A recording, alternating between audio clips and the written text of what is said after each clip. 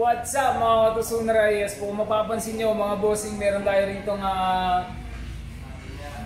set ng tower speaker sa taas, tas active sub sa baba.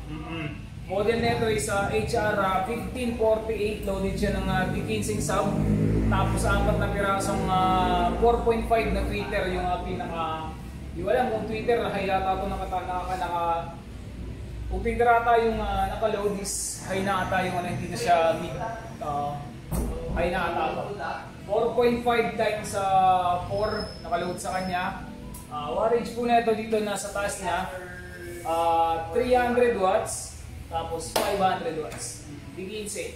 Sa itsura nito, itong nasa taas niya, removable na merong parang electric kettle mga boss. Kaya makikita nyo, meron siyang tatlong bakal dito. Ito yung nagsisilbing lock.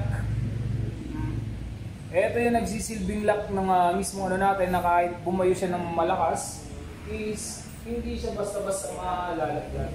Mas malalim na ito mga boss. Isipin nyo na lang, hindi mo kasi mapapakita.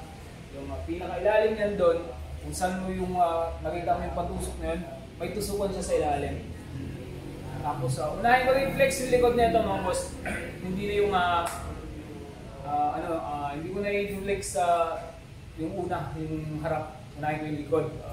Sa likod niya mga boss, yung mga box nito mga boss is pare-parehong gawa po sa high quality materials na high quality na plywood. Ayan. Maririnig nyo naman kung MDF to or plywood. Ayan. High quality plywood mga boss, tapos naka waterproofing, o yung hindi siya nababasa, yung pagka-coat sa kanya, yung pagka-pintura. Yan lang. Tapos sa side, makikita nyo naman dito, meron siyang design na nakaumbok, tapos hawakan. Ayan. Mabigat din itong sub niya mga boss, hindi kaya ng isang tao. Pwede naman kung mapilit ka, pero sa akin kasi nangailangan pa ako ng tulong para ilahin ko dito. Yan lang. Tapos meron tayo dito sa likod niya, baba ko lang konti para makita nyo. Ayan. Kung makita nyo ito mga boss, itong baba niya, meron tayo dito removable na power supply or yung cordon. Removable na cordon. Tapos meron tayo dito switch ng on and off.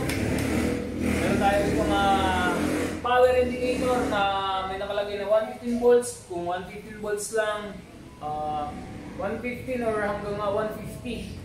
Dito yung ilaw. Tapos meron tayo dito 2 volts. May mga level siya. May mga level. Tapos makita nyo yung print niya. Sa mismong nakaprint sa kanya is merong DSP control. Matic meron to. Tapos Class D design. Tapos HD audio, saka BT na mayroong sticker ng quality control. Nakapasa sa quality control, matic yun. Tapos dito tayo sa pitan mga boss sa taas. Sa pitan, meron tayong mic in or input mga boss. Kahit anong input, pwede. Dalawang input. Ayan lang. Meron tayo rito reverb. Input mga boss, input mic in tsaka line in yung nakalagay pareho sa input na yon. Tapos meron tayo rito pihita ng bawat input, merong reverb, tapos merong level ng volume ng mismong input. Tapos meron tayo rito push button ng kung halimbawa mag-line in ka or mag-mic in. Ayan.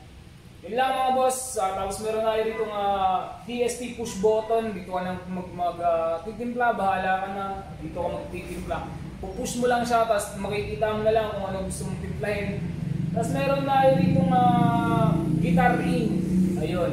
Sa mga mahilig mag-gitara, pwede itong ilagyan mga boss. Meron tayo rito guitar in na meron siyang sariling volume. Sariling volume ng gitara meron siya dito. Ayan. Tapos meron tayo itong master volume, yung pinaka-volume ng music natin, nandito. Meron din tayo itong push button din ng line, tsaka kung halimbawa USB ka, mag-Bluetooth, MP3, yun, may push button siya rito. Meron tayo itong 35mm auxiliary in. Pwede itong, kung halimbawa tipo magpasok ng audio na gamit 35mm, 3.5mm goods yan mga boss. Meron tayo itong RCA in. pwede rin, RC18. Yung kulay red sa kulay puti meron siya rito. Meron tayong auxiliary out or mixer out mga bossing. Meron dito. Tapos as usual, meron siya mga pitan na apat pitan. Mode, backward, tapos play post sa forward next or backward. Yan. Meron siyang USB input. Meron siyang USB input mapping. Tapos meron tayo rito mga digital signal processor mga boss. Yun lang. Tapos sa likod niyan, yan.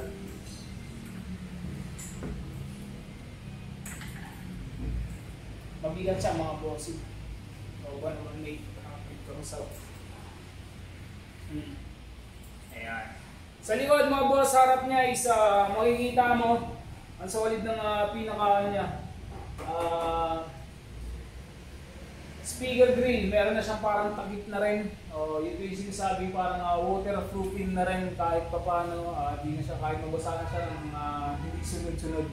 Pwede pa rin mabasa kahit konti lang. Ayan. Speaker grill mga boss is hard heavy duty. Pati din to nasa baba niya sa heavy duty na rin mga boss. Tapos makikita niyo may design siya rito na. Standard tapos yung isang paano niya is dito lang. May logo rito na Tusunra. Kung gusto niyo ma-check yung sound check na ito mga boss, lagay natin sa dulo ng video. Pero halimbawa is nanonood ko ngayon, huwag mo kalimutang mag-subscribe sa amin. Yan, kita kits!